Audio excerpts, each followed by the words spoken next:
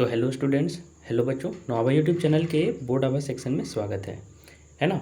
तो हम आपका जो इकोनॉमिक्स का है पार्ट 1, पार्ट 2 और पार्ट 3 ले चुके हैं। पार्ट 1 में 20 ऑब्जेक्टिव लिए थे, पार्ट 2 में भी 20 ऑब्जेक्टिव लिए थे समष्टि अर्थशास्त्र का। पार्ट 3 में हम 28 नंबर क्वेश्चन तक कंप्लीट कर चुके हैं। तो इस पार्ट 4 में हम क्या करेंगे, आपका 29 से क्वेश्चन का आपका सॉल्यूशन करवाएंगे। ठीक है, तो ये सेट 2 का सॉल्यूशन है, मैं आपको बता दूं। और बहुत सारे बच्चों ने इसका मांग किया था, तो हम इसका सॉल्यूशन लेकर आए हुए हैं। और बहुत ही ज़रूरी है, इसका सारे का सॉल्यूशन मॉडल पेपर का जरूर कर लें। यहाँ से 35 से 40% आपका एग्जाम में आ जाएगा, है ना। तो आपको बहुत ही हेल्पफुल है। और सिर्फ दो या तीन मॉडल पेपर आपके आने वाले हैं, और उसमें से अगर इतने मार्क्स आ जा रहे हैं तो आपको समझ रहे होंगे कितना ज़रूरी है करना। बहुत ही ज़्यादा ज़रूरी है। एक बार में एक मॉडल पेपर पूरा कर ले, फिर एक मॉडल पेपर पूरा कर ले। सेट 1 का भी सॉल्यूशन मैंने ही डाला है, मेरे वाले चैनल में जाकर आप देख सकते हैं। बहुत ही अच्छे तरीके से मैंने डाला है सेट 1 का भी, और ये सेट 2 का मैं डाल रहा हूँ। ठीक है, तो चलिए सारे का सॉल्यूशन कराते हैं। बहुत ही अच्छे तरीके से कराऊंगा, पूरे सभी चीज़ों को समझा कर। तो ये सभी मैंने करवा दिया है ना। तो आज मैं यहाँ तक पिछले क्लास में मैंने करवा दिया था, आज से मैं 29 से लूँगा। और आपको मैं बता दूं कि देखिए, फर्स्ट क्वेश्चन आपका जो लेंदी वाला है वो बहुत ही अच्छे तरीके से करनी है ना। सभी में और का क्वेश्चन भी है। देखिए 29 में क्या पूछ रहा है कि मांग की कीमत लोच के मापने की ज्यामितीय विधि को समझाना है ना। तो चलिए हम इसका सॉल्यूशन पार्ट पर आपको ले चलते हैं। तो ये देखिए, ये मैंने पीडीएफ बना दिया है, और आपको अगर ये पीडीएफ डाउनलोड करना है तो मैं बता दूं कि आप हमारे टेलीग्राम ग्रुप में जुड़ जाएं, है ना। टेलीग्राम ग्रुप में जुड़ जाएं। टेलीग्राम ग्रुप का नाम है बोर्ड आभा जैक बोर्ड, जो आपको दिख रहा है। आपको क्या करना है, टेलीग्राम ऐप को ओपन करना और ये नाम लिख के सर्च करना है बोर्ड आभा जैक बोर्ड। आपको वहाँ पे वो चैनल दिख जाएगा, ग्रुप दिख जाएगा। तो वो ग्रुप को आप जरूर से ज्वाइन कर लें। अन्यथा इस वीडियो के नीचे मैंने लिंक दे दिया है ग्रुप का, वहाँ से भी ज्वाइन कर सकते हैं। लेकिन बहुत सारे बच्चे नीचे दिए हुए लिंक से ज्वाइन नहीं कर पाते हैं, तो जाकर टेलीग्राम ऐप ओपन कर ले और नाम लिख के जरूर से खोजें, है ना। वहाँ पर सर्च का ऑप्शन देता है टेलीग्राम ग्रुप में, टेलीग्राम ऐप में, तो देख लीजिएगा। तो चलिए मैं 29 पर से सॉल्यूशन दिखाने वाला हूँ। तो देखिए यहाँ पर 29 नंबर क्वेश्चन आपको क्या है, और यहाँ इसका सॉल्यूशन यहाँ देख लीजिए। आपको मैंने क्वेश्चन दिखवा दिया था, है ना। तो किसी वस्तु के मूल्य में प्रतिशत परिवर्तन के फलस्वरूप उसकी मांग मात्रा में जो प्रतिशत परिवर्तन होता है उसे मांग की लोच कहते हैं। बहुत ही अच्छे तरीके से समझिए क्या मैं कहने जा रहा हूँ कि वस्तु के मूल्य प्रतिशत में परिवर्तन। बात के माने वस्तु का दाम 20 था, अभी 25 हो गया है ना। तो कितना प्रतिशत वृद्धि हुआ, कैसे निकालिएगा। तो प्रतिशत वृद्धि क्या होगा, 5 रुपये बढ़ा है 20 रुपये पर, है ना। तो 1/4 बढ़ा है इंटू 100, मतलब कितना बढ़ा, 25% आपका दाम बढ़ा। ठीक है, तो 20 से आपका दाम अगर 25 हो गया तो आपका प्राइस कितना बढ़ा, आपको अभी मैंने बताया 5 रुपये बढ़ा है 20 रुपये में, मतलब 25% का आपका यहाँ पे इंक्रीमेंट हुआ, है ना।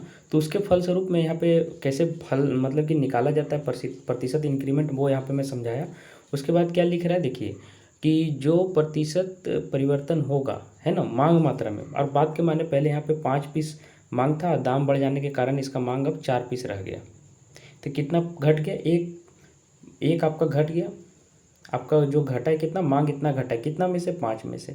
तो 20% का आपका क्या हो गया, डिक्रीमेंट हो गया। मतलब 25% दाम बढ़ने पर 25% दाम बढ़ा तो कितना घट गया मांग, 20% आपका मांग घट गया। ठीक है, तो इस तरह से आप दोनों को निकालते हैं। दोनों को क्या कहते हैं, उसके मांग मात्रा में जो परिवर्तन होता है उसे मांग की लोच कहते हैं। इसके समझ रहे हैं, इसके तुलना में जो ये रिलेशन बनता है कि कितना चेंज हुआ, है ना। तो आप देख पा रहे होंगे कि 5 पचे 25, 5 चौके 20, 5/4 का यहाँ पे अनुपात है दोनों का चेंज का। तो इसी को मांग की लोच कहते हैं। चलिए ज्यामितीय विधि से इसको समझते हैं। इस विधि का उपयोग मांग वक्र के किसी बिंदु पर मांग की कीमत लोच का पता लगाने के लिए किया जाता है। आपका ऐसे ग्राफ बनेगा, देखिएगा, अभी मैं नीचे चित्र दिखा दूंगा। तो कितना चेंज होता है, इधर कीमत के रखेंगे और इधर मांग की मात्रा रखेंगे, और कितना चेंज हुआ यहाँ पे ग्राफ में हम दिखा सकते हैं कि अगर यहाँ पे इसके कीमत इतना है तो मांग यहाँ पे इतना है ना। तो देखिए अलग अलग मांग वक्र के विभिन्न बिंदुओं पर कीमत लोच बराबर नहीं होती है, सभी बिंदुओं पर अलग अलग होती है। सभी बिंदु पर अलग होगा, यहाँ पे भी अलग होगा, यहाँ पे भी अलग होगा, यहाँ पे भी अलग होगा।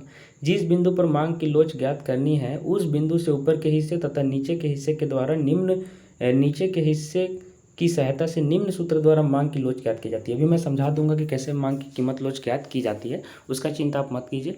-ED इज इक्वल टू क्या होता है मैं बता दूं, PB/AB। याद रखिएगा फॉर्मूला, कैसे भी मैं समझा दे रहा हूँ। PB जहाँ पे बिंदु से नीचे हिस्से का, और PA ऊपर के हिस्से की मान है। यहाँ से छोड़िए, यहाँ से आप समझिए, यहाँ से समझ में आपको सारी चीज़ें आ जाएंगी। यदि दोनों हिस्से बराबर हो तो मांग की इकाई लोच 1 होती है, याद रखना है। जैसे कि अगर ऐसे रहा और यहाँ पे बिंदु, तो यहाँ पे जितना ऊपर का लंबाई है उतना नीचे का भी लंबाई है, तो कितना हो जाएगा, मांग की कीमत लोच 1 हो जाएगी। अभी मैं नीचे चित्र में समझाऊंगा। यदि नीचे का हिस्सा ज़्यादा है तो 1 से ज़्यादा हो जाएगा। अभी बताया था ना मैंने कि ऊपर नीचे वाला को ऊपर लेते हैं और ऊपर वाले को नीचे। तो अगर ये वाला लंबाई ज़्यादा रहेगा तो ये ज़्यादा मात्रा में आएगा। जैसे ये 2 लंबा है और ये 1 ही लंबा है, तो यहाँ 1 रहेगा तो 2 आ जाएगा। अभी नीचे मैं सारी चीज़ों को समझाऊंगा। और उसके विपरीत अगर नीचे वाला कम छोटा है तो आपका 1 से कम आएगा, है ना, वही लिखा हुआ है। तो चलिए मैं इस चित्र के द्वारा आपको समझाता हूँ। देखिए इस चित्र में आर बिंदु पर मांग की इकाई लोच, चित्र में आर बिंदु पर मांग की लोच इकाई के बराबर है, 1 के बराबर है। कहाँ, चलिए मैं चित्र में दिखाता हूँ। देखिए इस चित्र को ध्यान से देखिए, बोला जा रहा है कि आर में इसकी जो लोच की मांग की लोच है वो 1 है। तो देख लीजिए ऊपर जितना लंबा गया है, जितना ऊपर लंबा है उतना ही नीचे भी, देख लीजिए पूरा बराबर है, दिख रहा है ना। तो यहाँ पे 1 हो जाएगा। अब इस बिंदु पर देखिए वही चीज़ ऊपर लिखा हुआ होगा, मैं समझा देता हूँ। इस बिंदु पर देखिए नीचे की लंबाई ज़्यादा है, देखिए नीचे ज़्यादा लंबा और ऊपर छोटा है। तभी मैंने बताया कि ऊपर लिखा जाता है नीचे की लंबाई और वो नीचे लिखा जाता है ऊपर की ऊंचाई, उल्टा लिखा जाता है। तो यहाँ पे नीचे की ऊंचाई 1 से ज़्यादा हो गया और ऊंचाई क्या हो जाएगा, कम हो जाएगा। तो यहाँ पे देखिए 1 से ज़्यादा आ गया मांग की इकाई लोच, मांग की लोच। और उसके बाद ऊपर तो इन्फिनिटी हो जाएगा, क्योंकि ऊपर तो मात्रा बहुत ही ज़्यादा बढ़ गया। नीचे की लंबाई बहुत ज़्यादा है, बात की बात है 5 की इकाई है। और ऊपर कितनी होगी, 0.0000 आप ले सकते हैं 5। तो ये लगभग कितना हो गया, इन्फिनिटी के इक्वल चला जाएगा। और यहाँ पे नीचे 0 रहता है, याद रखिएगा। और यहाँ पे देखिए इस बिंदु पर टी बिंदु पर ऊपर की लंबाई ज़्यादा है, नीचे की कम है। तो नीचे वाला यहाँ पे लिखाता है, बात के माने यहाँ 1 है, नीचे 5 है। तो देखिए ये 1 से कम हो गया 1/5, है ना। तो जो मैथ्स से पढ़े होंगे वो ज़्यादा अच्छा से समझ पाएंगे। तो यहाँ से मांग की लोच उसी तरह से निकाली जाती है। आप यहाँ पे एक बार अच्छे से पढ़ लीजिएगा, ठीक है। तो चलिए मैंने बहुत ही अच्छे तरीके से आपको बताने की कोशिश की है। और आप फिर भी, और एक उस विधि से भी मैंने बताया है कि किस प्रकार से निकालते हैं, कीमत में जितना प्रतिशत चेंज होता है और उसके आधार से मांग मात्रा में जितना का चेंज होता है उसके हिसाब से निकाला जाता है। जैसे कि इस बिंदु पर आप ध्यान दीजिएगा, इस बिंदु पे, तो इस बिंदु पे आप देखिए कीमत बहुत कम है। कीमत यहाँ पे बात के माने बहुत कम है और मांग की मात्रा ज़्यादा है। तो देख रहे मांग की लोच क्या है, 1 से कम है ना। कीमत कम है तो मांग की ज़्यादा है, तो इस हिसाब से मांग की लोच कम है। यहाँ पे ऐसे ऐसे रेखा खींचा जाता है, देख लीजिएगा। अगला क्वेश्चन चलिए देख लेते हैं, ठीक है। मांग की कीमत लोच आपको मैंने बता दिया कि कैसे कैसे मांग के हिसाब से कीमत लोच तैयार होती है। फर्म के संतुलन की, है ना, कुल आगम तथा एवं कुल लागत रीति को स्पष्ट करना है ना। फर्म के कुल लागत और कुल आगम, तो चलिए उसको हम देख लेते हैं। और वाला प्रश्न, तो देखिए यहाँ पे अथवा पे मैंने लिख दिया है फर्म के संतुलन की कुल आगम एवं कुल लागत स्थिति रीति को स्पष्ट करना है। तो उत्पादक संतुलन से अभिप्राय उस स्थिति से है जिसमें उत्पादक या तो अधिकतम लाभ प्राप्त कर रहा है, समझ रहे हैं, या न्यूनतम हानि उठा रहा है। उसे लाभ अधिकतम होता है जब टी आर मतलब टोटल रेवेन्यू हो गया, मतलब कुल लागत, और टीसी मतलब हो गया टोटल कॉस्ट, मतलब कि कुल लागत। तो दोनों में अंतर जब अधिकतम रहेगा तभी आपका लाभ अधिकतम होता है, याद रखिएगा, है ना। तो क्या लिखा हुआ है ध्यान से सुनिए, जिसमें उत्पादक को अधिकतम लाभ प्राप्त कर रहा है या न्यूनतम हानि उठा रहा है, ठीक है। जिसमें बहुत ज़्यादा फायदा होगा या तो आपको सबसे कम घाटा इसमें होगा, जितने भी आपके संभावनाएं हैं। जैसे कि इसमें 5 रुपये का घाटा हो रहा है, 4 रुपये का घाटा हो रहा है, लेकिन 3 रुपये का घाटा सबसे कम हो सकता है। तो उसका भी इसी से चित्र से पता चलता है। चित्र में टी आर और टी सी का अंतर ए बी है। यहाँ पे इस चित्र को देख लीजिए एक बार, है ना। यहाँ पे ओ क्यू बिंदु पर आप देखिए, यहाँ पे सबसे ज़्यादा आपका अंतर है। यहाँ पे देखिए क्यू बिंदु पर, क्यू बिंदु के रेस्पेक्ट में यहाँ से देखिए, तो यहाँ पे ए बी में जो है, ये देखिए ये गया है टी आर का रेखा और ये गया है टी सी का रेखा। तो यहाँ पे दोनों के बीच का अधिकतम दूरी यहाँ पे है, देखिए कौन से बिंदु पर, क्यू बिंदु पर। तो देखिए यहाँ पे ऊपर क्या लिखा हुआ है, उसी को पढ़िए कि चित्र में टी आर और टी सी का अंतर ए बी है ना। कहाँ पे, ओ क्यू की मात्रा उत्पादन करने पर। देखिए यहाँ पे अंतर को ए बी से दिखाया भी गया है, देखिए यहाँ पे ए और ये बी है। तो ये भी मैंने बताया कि ये अंतर सबसे ज़्यादा है यहाँ पे, ये वाला। तो यहीं पे आपको अधिकतम लाभ प्राप्त होगा, वही लिखा गया है कि यहाँ पर अधिकतम लाभ प्राप्त होगा, वह संतुलन में होगा। तो इसे हम क्या कहते हैं, फर्म के संतुलन की कुल आगम एवं कुल लागत रीति, है ना, जिसमें आपको फायदा सबसे अधिक हो। तो इस चित्र को अच्छे से देख लीजिएगा, अपने कॉपी में नोट कर लीजिएगा। इधर लागत आय को लिखा जाता है और इधर उत्पादन को लिखा जाता है, ठीक है। चलिए अगले प्रश्न में चलते हैं। अगला प्रश्न आपका क्या है, अगला प्रश्न देखिए पूछ रहा है कि पूर्ण प्रतियोगिता क्या है, पूर्ण प्रतियोगिता की विशेषताएं बतलाएं, है ना। तो पूर्ण प्रतियोगिता क्या होती है आपको पता होगा, है ना। तो देखिए मैंने यहाँ पे अच्छे से लिखा है, बहुत ही अच्छे तरीके से, कि पूर्ण प्रतियोगिता क्या है, पूर्ण प्रतियोगिता की विशेषताएं क्या हैं। तो पूर्ण प्रतियोगिता का अर्थ और परिभाषा पहले सुन लीजिए कि पूर्ण प्रतियोगिता वह बाजार है जिसमें क्रेता व विक्रेता के बीच वस्तुओं का क्रय विक्रय उपयोगिता के आधार पर होता है ना। जिसके अतिरिक्त व्यक्तिगत रूप से कोई भी फर्म या व्यक्ति वस्तु के मूल्य को प्रभावित नहीं कर सकता है।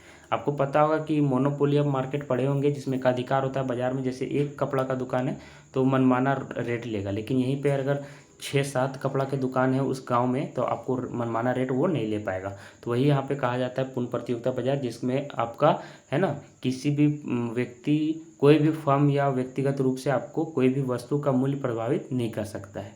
पूर्ण प्रतियोगिता में वस्तुओं का मूल्य प्रत्येक स्थान पर एक समान रहता है। देखिए वही चीज़ लिखा गया है कि आप इसमें दाम सभी जगहों पर एक ही रहेगा। पूर्ण प्रतियोगिता की जो विशेषताएं वह नीचे दी गई है। क्रेता व विक्रेताओं की अधिक संख्या होती है तब ये होता है। पूर्ण प्रतियोगिता के अंतर्गत बाजार में क्रेता और विक्रेता बड़ी संख्या में रहते हैं तो ये होता है। दोनों की स्थिति मैं बता देता हूँ। अगर ज़्यादा दुकान है तो कोई भी कस्टमर आएगा तो सबको सभी दुकान में बराबर दाम में मिलेगा। अब एक चीज़ और मैं बताता हूँ कि अगर कस्टमर की संख्या मात्र 5 है, अब कोई दुकान वाला 2 भी है, 2 दुकान वाला भी है, तो कोई सामान खरीद के लोग अगर लाएगा तो चूँकि क्रेता बहुत कम है ना, क्रेता बहुत कम है खरीदने वाले, तो ये चाहेंगे कि हम इससे ज़्यादा से ज़्यादा फ़ायदा मुनाफा ले लें, तो जिसके कारण दाम बढ़ा के दोनों लेंगे। लेकिन यही 5 की जगह यहाँ पे अगर 50 रहें तो ये दोनों क्या होंगे, कम दाम पर, मतलब कि कम लाभ पर देंगे, जिसके कारण क्रेता को ज़्यादा रुपए देना नहीं पड़ेगा। तो दोनों होना जरूरी है, क्रेता और विक्रेता दोनों को ज़्यादा संख्या में होना जरूरी है। बाजार का पूर्ण ज्ञान होना जरूरी है। क्रेता तथा विक्रेता दोनों को बाजार का पूर्ण ज्ञान रहना चाहिए, है ना। इसलिए वह प्रचलित मूल्य पर ही वस्तु का क्रय विक्रय कर सकता है। अभी आपको पता होगा कि आप लोग बात के माने कोई भी बिस्किट लेने जाते हैं, जैसे गुड्डे लेने जाते हैं आप लोग, है ना, गुड्डे हो गया, और आपको बता रहा हूँ मैं, जैसे पार्ले का जो कंपनीज का आता है 20 कुछ भी आते हैं, कुकीज़ 20 कुकीज़, कुछ भी नाम का बिस्किट है, तो आपको पता है जैसे पार्ले जी हो गया, तो सबका आपको प्राइस टैग पता है कि ये 5 रुपये में देगा, तो वो 5 रुपये से ज़्यादा नहीं ले सकता क्योंकि वो पॉपुलर ब्रांड है ना। तो वही यहाँ पे लिखा गया है। बाजार का पूर्ण ज्ञान, एक एक वस्तु, है ना, बाजार में एक वस्तु उपलब्ध रहती है, चाहे वह किसी भी उत्पादक के द्वारा उत्पन्न की जाए, वस्तु का प्रमाणीकरण होता है ना। कि क्या बोला जा रहा है कि बाजार में एक समान वस्तु उपलब्ध रहती है, कभी ज़्यादा कम नहीं होती, तो चाहे वह किसी भी उत्पादक के द्वारा उत्पन्न की जाए, तथा वस्तु का प्रमाणीकरण होता है। तो इससे क्या होता है कि वस्तु एक समान मात्रा में उपलब्ध रहती है तो उसका प्राइस घटता बढ़ता नहीं है। स्वतंत्र प्रवेश तथा बहिर्गमन में दिया है कि पूर्ण प्रतियोगिता में फर्मों का प्रवेश तथा बहिर्गमन स्वतंत्र होता है तथा इसमें किसी प्रकार की बाधा रुकावट नहीं होती है ना। फर्मों सब, कोई भी फर्म चाहेगा अपना यहाँ पे दुकान डाल सकता है, तो जिससे कारण मोनोपोली बाजार में क्या होती है, रोक लगती है, और इससे क्या होती है कि प्राइस टैग आपका एक जैसा बना हुआ रहता है। यहाँ पे से देखिए, इसके आगे मैंने आपको 31 से 50 तक जो क्वेश्चंस था ऑब्जेक्टिव, वो मैंने आपको पार्ट 2 में करा दिया है, तो आप पार्ट 2 देख सकते हैं, है ना। तो चलिए यहाँ से ये सभी चीज़ें मैंने करवा दी हैं। तो चलिए मैं 51 में चलता हूँ, लेंदी क्वेश्चंस में। तो देखिए 51 में क्या बोला है कि मुद्रा के कोई 2 कार्य बताना है, और 52 नंबर में देखिए क्या दिया हुआ है कि व्यापारिक बैंक की परिभाषा दीजिए। ये आपके 2 क्वेश्चन है। चलिए दोनों क्वेश्चन को देख लेता हूँ। 51 में देखिए मुद्रा के कोई 2 कार्य बताना है। तो देखिए पहले मुद्रा का एक परिभाषा अच्छा से लिख दीजिएगा कि मुद्रा एक ऐसा मूल्यवान रिकॉर्ड है या आमतौर पर वस्तुओं और सेवाओं के लिए भुगतान के रूप में स्वीकार किए जाने वाला तथ्य है। आपको पता होगा इसी के द्वारा आपको भुगतान किया जाता है सेवाओं का और वस्तुओं का। यह सामाजिक आर्थिक संदर्भ के अनुसार ऋण के पुनर्भुगतान के रूप में भी इस्तेमाल किया जाता है। ऋण को कहीं पर आप कर्ज लिए हैं तो यही आप, इसी के द्वारा आप अपना कर्ज भी भुगतान कर सकते हैं। मुद्रा के मुख्य कार्य याद रखिएगा, यहाँ पर मैंने 4 कार्य लिख दिए हैं, और थोड़ा सा आप इसको विस्तार में लिख दीजिएगा तो अच्छा रहेगा। यहाँ 2 नंबर में तो ज़्यादा विस्तार में लिखने की जरूरत नहीं है, अगर 4-5 नंबर में रहेगा तो अच्छे से विस्तार में लिख दीजिएगा। मैं चारों को थोड़ा थोड़ा बता देता हूँ। विनिमय का माध्यम आपको पता होगा कि पहले आपको सामानों की, वस्तुओं का क्या होता था, अदला बदली होता था, जिसमें आपको इधर से अगर कोई मतलब कि आपको कुछ दिया है, जैसे बर्तन दिया है, इधर थाली, तो आप इधर से अपने बदले में क्या दीजिएगा, लोटा। तो इस तरह से वस्तुओं का आदान प्रदान होता था एक दूसरे से। लेकिन जब से आ गया है मुद्रा तो आपको इस तरह की दिक्कतें नहीं होती। तो विनिमय का माध्यम के रूप में इसका कार्य है। खाते की एक इकाई, यूनिट ऑफ अकाउंट, है ना, एक इकाई के रूप में ये काम करता है। कौन, मुद्रा। मूल्य की एक दुकान, है ना, एक मूल्य, हर जगह 5 रुपये की वैल्यू एक ही होती है। पहले क्या होता था, एक लोटा आप दे दिए, बात के माने आपको ये ज़्यादा महंगा पड़ा, और आपको कोई थाली दिया ये सस्ता रहा, तो सामानों की जो अदला बदली हुई वो एक तरह से एक जैसा नहीं हो पाया, है ना। आस्थगित भुगतान का एक मानक। तो इन सारी चीज़ों को आप अच्छे से एक बार विस्तार से पढ़ लीजिएगा, ताकि परीक्षा में ये 4 नंबर का भी आता है, मैं बता दे रहा हूँ। अब बहुत ही इंपॉर्टेंट क्वेश्चन है मुद्रा के कार्य, मैं स्टार मार दे रहा हूँ, तो आप एक बार इन सारी चीज़ों के बारे में डिटेल से एक बार पढ़ जरूर लीजिएगा, मैं बार बार कह रहा हूँ। अब देखिए अगला क्वेश्चन क्या था कि व्यापारिक बैंक की परिभाषा दीजिए, 2 नंबर का था। तो देख लीजिए 52 का आंसर क्या होगा? व्यापारिक बैंक व वित्तीय संस्था है जो लोगों के रुपयों को अपने पास जमा के रूप में स्वीकार करती है और उसको उपभोग अथवा निवेश के लिए उधार देती है। आपको भी पता होगा कि ये अपने पास पैसा रख लेती है और उपभोग तथा निवेश के लिए उधार भी देती है। आप लोन लेना चाहेंगे तो दे देगी। उसका अगला क्वेश्चन 53 में ये था कि बैंक दर किसे कहते हैं, है ना। तो बैंक दर किसे कहते हैं? तो याद रखिए, बैंक दर वह है जिस पर केंद्रीय बैंक सदस्य बैंकों के प्रथम श्रेणी के व्यापारिक बिलों की पुनर्कटौती करता है और उन्हें ऋण देता है। अर्थात बैंक दर वह है जिस दर पर केंद्रीय बैंक व्यवसायी बैंकों को यहाँ ऋण कर दीजिएगा कि ऋण देता है। देखिए, बहुत सारे लोगों को समझ में नहीं आता और बैंक दर लिख देते हैं कि जिस दर पर कस्टमर को, मतलब जो कस्टमर होते हैं हम लोग बैंक के, जैसे ये बैंक है, तो ये जिस रेट पर हम लोग, जैसे अभी 13% पर वो दर दे रहा है, हम लोग के इंटरेस्ट पर दे रहा है, बात के माने लोन, तो इसी को बोल देते हैं कि यही बैंक दर है 13%। नहीं, ये बैंक केंद्रीय बैंक से, सेंट्रल बैंक जिसको बोलते हैं केंद्रीय बैंक, जिस बैंक से ये ऋण लेता है, बात के माने सेंट्रल बैंक इसको धनराशि देती है 9% के इंटरेस्ट पर, तो ये हो गया आपका बैंक दर 9%। ये 13% बोलना गलत होगा। तो देखिए, वही लिखा हुआ है कि बैंक दर वह है जिस पर केंद्रीय बैंक अपने सदस्य बैंकों के प्रथम श्रेणी के व्यापारिक बिलों की पुनर्कटौती करता है और उन्हें ऋण देता है। तो वो ऋण आपको याद रखना है, वो वाला ऋण आपका हुआ बैंक दर। तो अर्थात बैंक दर वह दर है जिस पर केंद्रीय बैंक व्यावसायिकों बैंकों को क्या करता है? प्राण देता है या कर देता है, जो लिख सकते हैं। तो देखिए, इसके आगे का जो पार्ट है 54 से मैं अगले क्लास में लूँगा, अगले पार्ट में ले लूँगा। और अभी तक जितने मैंने किए वो देख लीजिए, आप अच्छे से नोट करते चलिएगा। और अभी तक टेलीग्राम ग्रुप में नहीं जुड़े तो जुड़ जाइए और हमारे चैनल नव आभा बोर्ड आभा को जरूर से सब्सक्राइब कर लीजिए। जितनी भी वीडियोज़ है, इंपॉर्टेंट वीडियोज आपको यहाँ पर मिलती रहेंगी और सभी क्लासेस यहाँ पे समय पर लिए जा रहे हैं। तो आप चैनल को सब्सक्राइब करके रखिएगा, तभी सभी चीज़ें आपको समय पर मिल सकेंगी। इसके साथ साथ बेल घंटी जरूर दबा दीजिएगा। आप लोग बेल घंटी को नहीं दबाते हैं, इसको जरूर से हिट करके बेल घंटी को दबा दीजिए, ताकि समय समय पर आपको सभी चीज़ें आपको नोटिफिकेशन मिल जाया करेगा। आपके आने वाले आगामी एग्जाम के लिए नव आभा और बोर्ड आभा परिवार की ओर से ढेर सारी शुभकामनाएं। आपके एग्जाम अच्छे से जाए। आप अपने थोड़ा सा जो समय पाबंदी है उस पर थोड़ा ध्यान दीजिए कि कैसे समय पर आपको काम करते चलना है। अपने रूटीन को सुधारिएगा, है ना।